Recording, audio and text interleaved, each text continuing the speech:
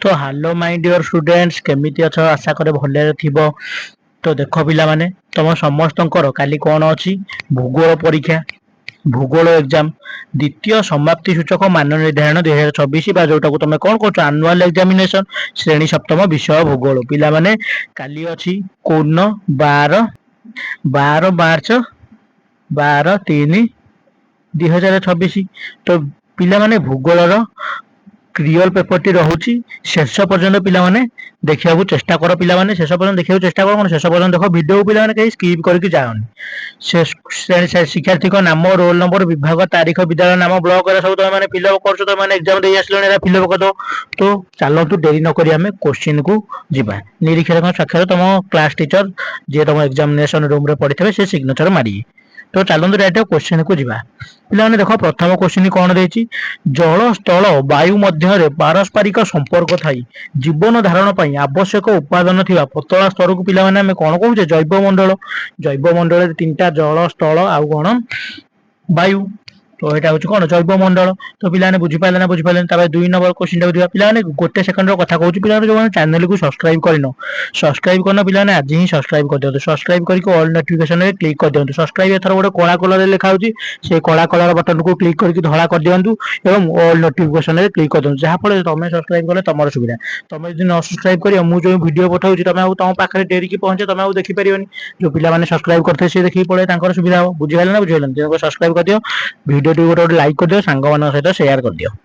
तो चलो प्रश्न पत्र देखिए देखो दुई नंबर क्वेश्चन कौन दिया जलवायु और मूर्तिका दृष्टि महादेशीय परिसंस्था को केते भाग में विभक्त कर जलवायु और मूर्तिका पिला माने केते भाग में विभक्त कर तीन भाग में जंगल परिसंस्था बा गोटे हूँ कौन घास ग्रासलैंड इकोसिस्टम आ गोटे हूँ कौन मरुभूमि परिसंस्था तीन भाग में कौन करेक्ट आंसर। तापर पिला माने नेक्स्ट क्वेश्चन देखिदेबा कौन देछि दूर स्थान को बेतार तरंग प्रसारण केउ स्तर में संभव होता है पिला माने केउ स्तर में संभव होता है आमर केउ स्तर में थर्मोस्फीयर रे संभव होता है पिला जोटा तुम माने कौन कहूच आयोनोस्फीयर बोली मध्य कहूच।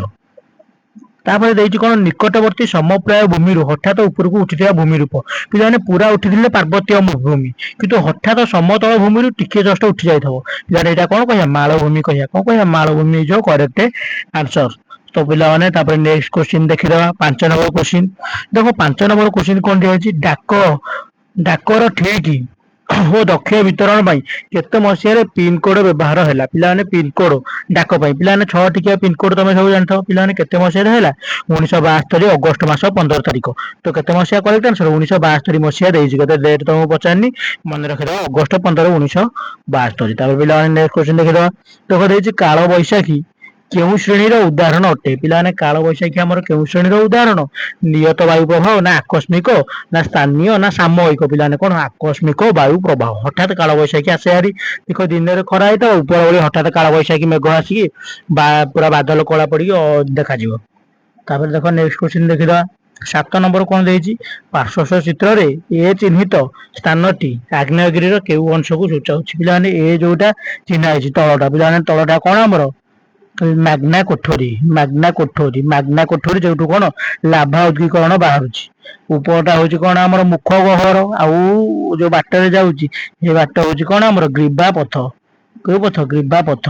नेक्स्ट देखा सहरांचल वायु प्रदूषण मुख्य कारण कौन मेजर कज कौन बा मुख्य प्रमुख कारण कौन सहरांचल जो एयर पॉल्यूशन बा वायु प्रदूषण हो पे कौन हो कल कारखाना निर्गत धुआं हम जालेनी काठर व्यवहार तो सहर में होनी जान बाहर निर्गत धुआं बन्याग्नि निर्गत धुआं पिला करेक्ट आंसर कौन हो पिला करेक्ट आंसर कौन हो केते नंबर देछि आई आउ ट्रिपल आई हो कौन करेक्ट आंसर आई आउ ट्रिपल आई कल कारखाना धुआं जान बाहन निर्गत धुआं आई आउ ट्रिपल आई। नेक्स्ट क्वेश्चन देखिदेबा देखो देछि ग्रानाइट बड़ बड़ स्फटिक सृष्टि होबार कारण कौन पिला ग्रानाइट रु बड़ बड़ स्फटिक कहीं रह लाभा मैग्मा धीरे धीरे शीतल हवा द्वारा जलराशि शिलारेणु संचार प्रक्रिया शिला स्तर पिला कौन हो लाभाटा शीघ्र शीतल होगा द्वारा मैग्मा धीरे धीरे शीतल होगा द्वारा।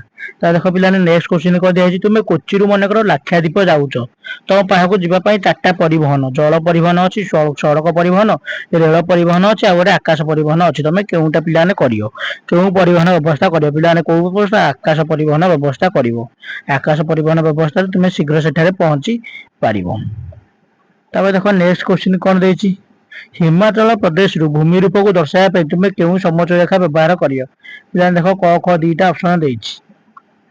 ତେବେ ଦେଖ ଦେଇଛି ଉଭାଲା ହଉଛି ଭୂତଳ ଜଳର କାର୍ଯ୍ୟ, ସେପରି ଷ୍ଟାକ ହଉଛି କଣ, ଷ୍ଟାକ ଦେଖିବ ଗୋଟେ ସମୁଦ୍ର ମଝିରେ ବା ନଦୀ ସମୁଦ୍ର ମଝିରେ ଗୋଟେ ପାହାଡ ଭଳିଆ ଏମିତି ହଠାତ୍ ଉଠିକି ଥବ, ଇଏ ଦବିକି ଥବ ଭିତରେ, ଇଏ ଉଠିକି ଥବ। ପିଲାମାନେ ବୁଝିପାରିଲେ ନା ବୁଝିପାରିଲନି?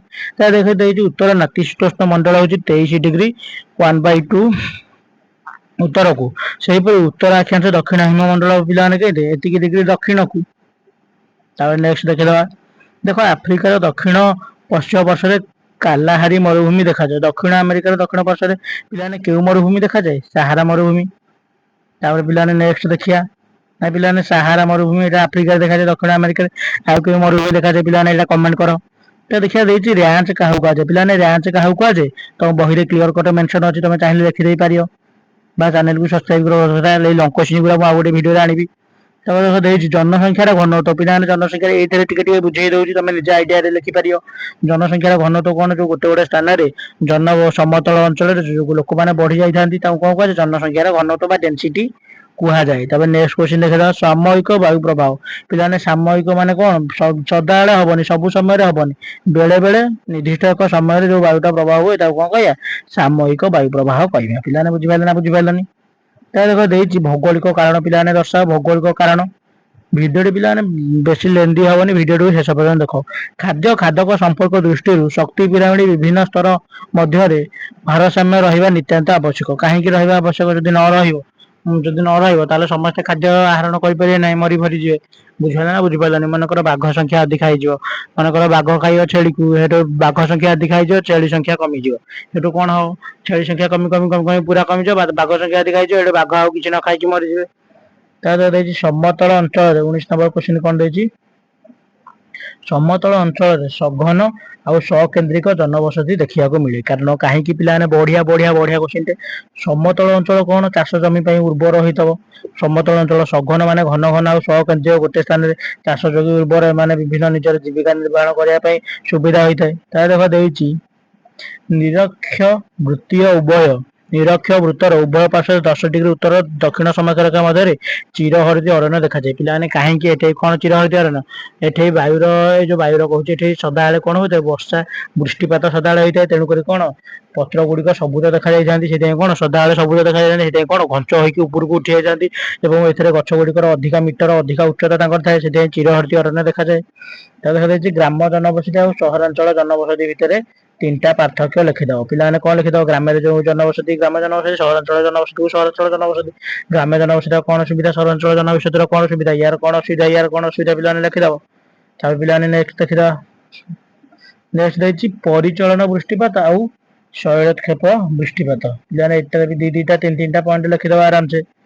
ବୁଝିପାରିଲ ନା ବୁଝିପାରିଲନି? ଚ୍ୟାନେଲକୁ ପିଲାମାନେ ସବସ୍କ୍ରାଇବ କରିକି ରଖିଦିଅ। ତାପରେ ହେଇଛି ଗୁରୁ ଅରଣ୍ୟ ଆଉ ଲଘୁ ଅରଣ୍ୟ, ଗୁରୁ ଅରଣ୍ୟ ଆଉ ଲଘୁ ଅରଣ୍ୟ ଭିତରେ ଏଇ ଯେ ଡିଫରେନ୍ସ ପିଲାମାନେ ଲେଖିଦବ। ତାପରେ ଦେଖ ଦେଇଛି କଣ, ତାପରେ ଦେଖ 25 ନମ୍ବର କ୍ୱେଶ୍ଚିନ୍ କଣ ଦେଇଛି, ଆମାଜନ ଅବବାହିକା ଓ ଗଙ୍ଗା ଅବବାହିକା ଅଧିବାସୀଙ୍କ ଜନଜୀବନ ପ୍ରଣାଳୀ ତାରତମ୍ୟ ରହିଥାଏ। କାହିଁକି ପିଲାମାନେ ତାରତମ୍ୟ ରହିଥାଏ, ଭୂଗୋଳ ପଢୁଛ, ତାଙ୍କ ଭୌଗୋଳିକ କାରଣ ଯୋଗୁ ତାଙ୍କର ତାରତମ୍ୟ ଦେଖାଯାଇଥାଏ। ତା ଅରେ ଦେଇଛି କଣ, ପ୍ରେରୀ ଅଞ୍ଚଳରେ ଭାରତୀୟ ଲୋହିତ ଭାରତୀୟ ମାନେ ପଶୁପାଳନ କରି ଜୀବିକା ନିର୍ବାହ କରିଥାନ୍ତି। ତାପରେ ଦେଖ ଲାଷ୍ଟ କ୍ୱେଶ୍ଚିନ୍ ଆମେ ଦେଖିଦବା 27 ନମ୍ବର ଲାଷ୍ଟ କ୍ୱେଶ୍ଚିନ୍, ତୁମ ଅଞ୍ଚଳରେ ମୃତ୍ତିକା ପ୍ରଦୂଷଣ କ୍ରମାଗତ ବୃଦ୍ଧି ପାଇବାରେ ଲାଗିଛି, ଏହାକୁ ହ୍ରାସ କରିବା ପାଇଁ କେଉଁ କେଉଁ ପଦକ୍ଷେପ ନବ? ପିଲାମାନେ ସଏଲ ପଲ୍ୟୁସନ, ଯୋଉ ମୃତ୍ତିକା ପ୍ରଦୂଷଣ ବୃଦ୍ଧି ପାଉଛି, କଣ କଣ, ପଲିଥିନ ଜରିର କମ ବ୍ୟବହାର କରିବୁ, କାଗଜର ବ୍ୟବହାର କରିବୁ, ଠୋଲା ଯୋଉ ପଲିଥିନ ଠୋଲା ଖଲିର ବ୍ୟବହାର ନ କରି କାଗଜ ବା ପତ୍ରରେ ତିଆରି ଠୋଲା ଖଲି ବ୍ୟବହାର କରିବୁ। ବୁଝିପାରିଲ ନା ବୁଝିପାରିଲନି? ଏବଂ ମୃତ୍ତିକାରେ ସାରର କମ ପରିମାଣ, ରାସାୟନିକ ସାର କମ ପରିମାଣ ବ୍ୟବହାର କରିବୁ, ଖତ ସାର ଅଧିକ ପରିମାଣ ବ୍ୟବହାର କରିବୁ। ଦେଇଛି ଦିଲ୍ଲୀ ଭଳି ଏଇଟା ଆଉ ଦିଲ୍ଲୀ ଭଳି ମହାନଗର ନିଗମରେ ଜନସଂଖ୍ୟାର ଘନତ୍ୱ ପରିବେଶ ପ୍ରଦୂଷଣକୁ କିପରି ପ୍ରଭାବିତ କରୁଛି। ପିଲାମାନେ ବଢିଆ ବଢିଆ କ୍ୱେଶ୍ଚିନ୍ ଦେଇଛି। ପିଲାମାନେ କହି ରଖୁଛି, ସମସ୍ତଙ୍କର ଏକ୍ଜାମ ଭଲ ହବ, କେହି ଟେନସନ ନିଅନି, ଫ୍ରି ମାଇଣ୍ଡରେ ଏକ୍ଜାମ ଯା, ଏକ୍ଜାମ ଦେଇକି ଆସ। ଦେଖ ପିଲାମାନେ ଭିଡିଓଟିକୁ ଶେଷ ପର୍ଯ୍ୟନ୍ତ ଦେଖିଥିବାରୁ ଅଶେଷ ଅଶେଷ ଥ୍ୟାଙ୍କ ୟୁ, ଥ୍ୟାଙ୍କ ୟୁ। ଆଉ ପିଲାମାନେ ଯୋଉମାନେ ଚ୍ୟାନେଲକୁ ସବସ୍କ୍ରାଇବ କରିନ, ସବସ୍କ୍ରାଇବ କରିଦିଅ, ସବସ୍କ୍ରାଇବ ପ୍ଲିଜ, କାରଣ ସବସ୍କ୍ରାଇବ କରିବା ଦ୍ୱାରା ତମର ସୁବିଧା ହବ। ପିଲାମାନେ ବୁଝିପାରିଲେ ନା ବୁଝିପାରିଲନି? କ୍ଲିୟର କଟ କ୍ୱେଶ୍ଚିନ୍ ସହିତ ଆନ୍ସର ଡିସ୍କସନ କରୁଛି। ଥ୍ୟାଙ୍କ ୟୁ ପିଲାମାନେ, ଅଲ ଦ ବେଷ୍ଟ, କାଲି ସମସ୍ତଙ୍କର ଏକ୍ଜାମ ଭଲ ହବ।